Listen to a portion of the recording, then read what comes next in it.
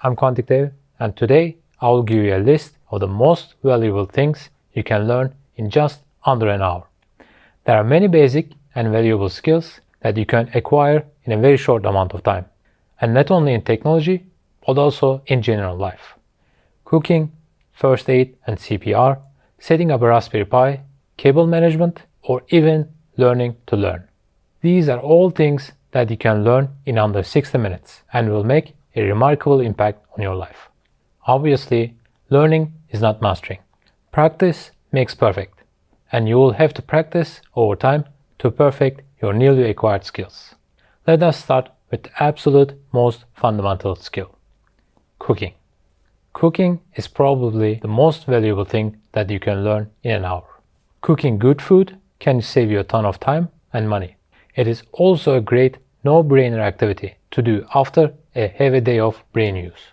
There are many great tutorials to give you the fundamentals of cooking, like preparation, seasoning, panning, and baking. Cooking itself takes a great deal of time, but learning something new every day about cooking will take minimal time. It is also a great activity to do with your friends. For instance, grilling outside when the weather is good. Good cooking skills can help your camping quite a bit also. You can learn which of the local herbs you can use in your pot, or at least use an app to search for them. There is nothing like working on a new idea while your lunch is cooking by the campfire. Next, Googling effectively. When you are looking for a cooking fundamentals tutorial, you will pretty much have to Google for it. If you are an engineer, nearly a fifth of your working time will be spent on Googling things. That's a personal anecdote. It's a good idea to spare an hour and learn how to use Google search effectively. Here are some tips. The easiest way to improve your Google search accuracy is to let autocomplete do its job. Autocomplete will try and complete your queries based on many criteria, like current trending questions, your search history, etc. It is a great chance of completing your query into a full question that is peer-ranked and good answers. Learn to use the advanced search feature of Google. After searching for something, you can click the settings button right under the search bar. On that settings menu, click the advanced search button and you will see a form with a ton of settings. Options to narrow your search is especially useful. You can search for results from a certain part of the world or language, last update time, file type like PDF, and more. You can quickly access similar settings for Google image and video search with the Tools button right under the search bar that appears after doing a search. And finally, you can use search modifiers in your queries. Say you are looking for a song lyric and you do not remember some words. Type what you remember from the lyrics and use the asterisks to substitute the words that you do not remember. Say you remember the first sentence exactly. You can quote it and get an exact match. You can also use a minus sign to exclude words that you know is not related to your search. Try this and see what you get while keeping an eye on the autocomplete suggestions. Next, cable management. A lot of us have a lot of gadgets at home and at work, and most of us live with a cable mess. Not me. There are many tools and strategies to manage this mess, which you can learn to utilize in no time. For instance, bundling analog cables together might cause interference and result in lower quality, or wrapping them around the metal object can end up creating an electromagnet. So go and start Googling for online tutorials so you can get most of your workstation or at-home AV setup. You can start by learning how to properly wrap cables without damaging them, which is the least you can do. Tip: if you have any ideas or skills that are essential and can be learned quickly, let me know in the comment section down below so I can mention them in the article version of this video. Next, Raspberry Pi. Raspberry Pi is a tiny computer with a powerful mobile CPU that costs only $35. You can use it as a separate computer, you can use it as a home server, or you can make it into a smart home dashboard with a small screen attached to it. If you have no prior experience with electronics, it could be your gateway into electronics. You can buy many attachments for it, like a temperature sensor, camera, GPS module, etc., and build creative things with them. Programming a Raspberry Pi is quite easy. It has good documentation. It can also help you get into programming if you choose to go in that direction. You can get a Raspberry Pi kit, which includes everything necessary to turn your Raspberry into a replacement computer. If you go with a kit that includes a touchscreen or a keyboard with integrated touchpad, you can even use it as a portable computer. There is so much to learn with a Raspberry Pi. Tip: I have a separate video on how to set up a Raspberry Pi from scratch, and the link is in the description below. It is primarily aimed at programmers, but it can give you some tips on what techies like me do with their Raspberries. And no, we do not eat them. Next, first aid and CPR. Most schools and larger companies provide free education on first aid and CPR. If you have never taken those courses, I'd highly recommend that you do. Most of the local healthcare providers also provide free lessons on these too, and you can catch the announcements on Facebook events most of the time.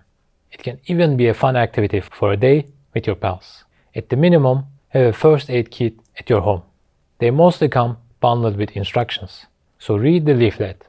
You can quickly learn how to attend burns and wounds with some online videos too, but make sure that they are from a credible source. Knowing the simplest things like how to apply pressure or do a tourniquet to stop bleeding can save somebody's life, or even yours. Next, salary negotiation. Most of us will always receive a salary for most of our lives, and being able to negotiate it properly is a life changer. Even if you are an entrepreneur and have your own business, you will have to negotiate your compensation package with your investors. So learning to negotiate your compensation is an essential yet mostly ignored skill. There are a million guides out there, each tailored towards a specific industry. Now that you know how to Google effectively, go ahead and check out the guides that fit you the best. You can bookmark them and read or watch them while commuting. Now let me give you a couple of tips that apply to everyone. First off, know your worth. Knowing where you stand in the income chain will help you negotiate effectively. There are many websites that list salaries for different industries, and companies like LinkedIn Salaries, Glassdoor Salaries, Levels.fyi, and more. Search for salary listing sites that are relevant to your line of work and use them. I have a separate compensation guide video for software engineers. If you are in software or similar engineering discipline, you can go and check it out. It will help you in estimating what your compensation should be for the next year. The link is in the description below. Next, bonds and funds. You might not be individually investing in bonds or funds, but your retirement fund is doing that for you. In many countries, monthly investment into a retirement fund is either obligatory or is highly advised. It is good to know where your money is going for most of your working life. So learning about bonds and funds is essential. I especially recommend learning about index funds, which invests in a very diverse portfolio of stocks. Many funds also invest in bonds to further diversify their investments. Tip: I have yet another dedicated guide on how to manage money for people with little knowledge about investing. I also talk about how I make my own long-term investments to preserve and grow my wealth in that video. If you are interested, the link is in the description below.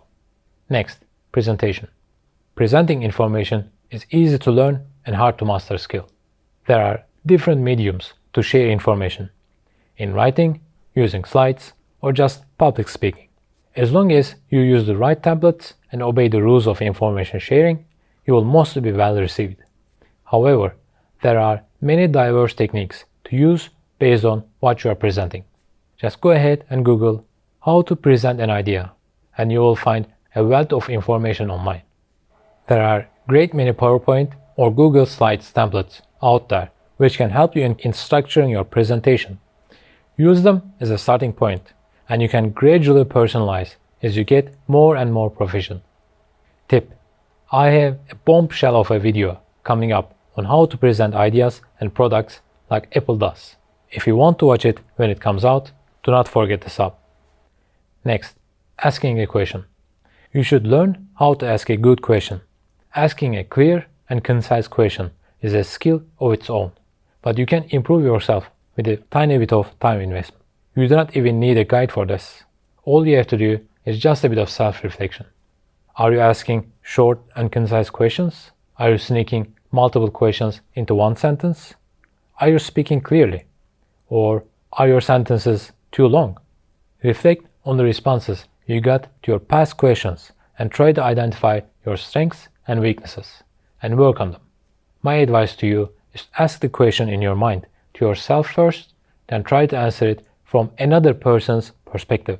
Sometimes, while thinking of an answer, you will find one. Other times, the rehearsal you just made will help you speak more clearly and fluently, which will make the listener's job easier. And finally, learn to learn. You saw this one coming. If you want to learn, you need to know how to learn effectively. Yeah, it's a complicated sentence. But first off, if you want to learn something new, you need to have the willingness to learn. After that, you need to concentrate. Leave everything aside for an hour and put your mind to the task. And after you cram a ton of information into your brain, you need to practice it. Most of the things that you want to learn will also necessitate mastery, which only comes with practice. One of the best ways of practicing stuff is hobby work. If you just mastered the art of cooking, go ahead and prepare dinner for your family. If they survive the experience, do it again and again. In addition, teaching is one of the best ways of learning and relearning. It is exactly the reason as to why I do these guides and write the articles for them. If you sit on your newly acquired skills, they will disappear into the void. Instead, you can try and teach them to other people. Make some short videos on them, or put them in writing so others can benefit from your learnings. Conclusion. Not all the skills require an ocean of time to acquire. There are hundreds of things that you can learn in no time, which would make remarkable improvements in your life. Optimizing your life in small ways will gradually give you more time to do the things that you like. You just need to keep your practice game up, not to lose your sharpness. And finally, keep an eye on this channel if you want to keep on learning. I am primarily putting out all this info for my own, but they will also help you to get better at living, creating, and engineering.